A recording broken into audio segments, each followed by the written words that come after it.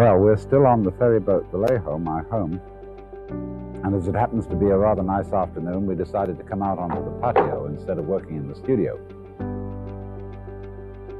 I've been talking to you about the mystery of the curious sensation of nothingness that lies behind ourselves.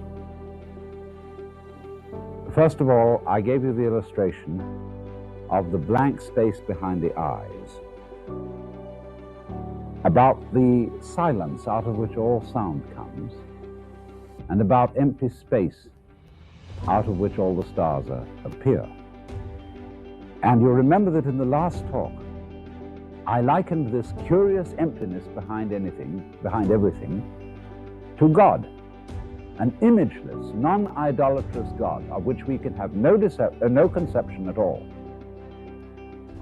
And I've also pointed out that basically, when you really get down to it, that emptiness is yourself. Now, it sounds very odd in our civilization to say, therefore, I am God, or for that matter, you are God. But you will remember, of course, that this exactly is what Jesus Christ felt. And he was crucified for it because in his culture, God was conceived as the royal monarch of the universe. And therefore, anybody who gets up and says, well, I am God, is blasphemous.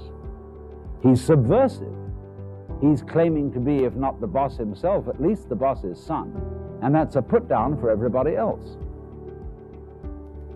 But Jesus had to say it that way because in his culture, they did not have, as the Hindus have, the idea that everybody, not only human beings, but animals and plants, all sentient beings whatsoever, are God in disguise.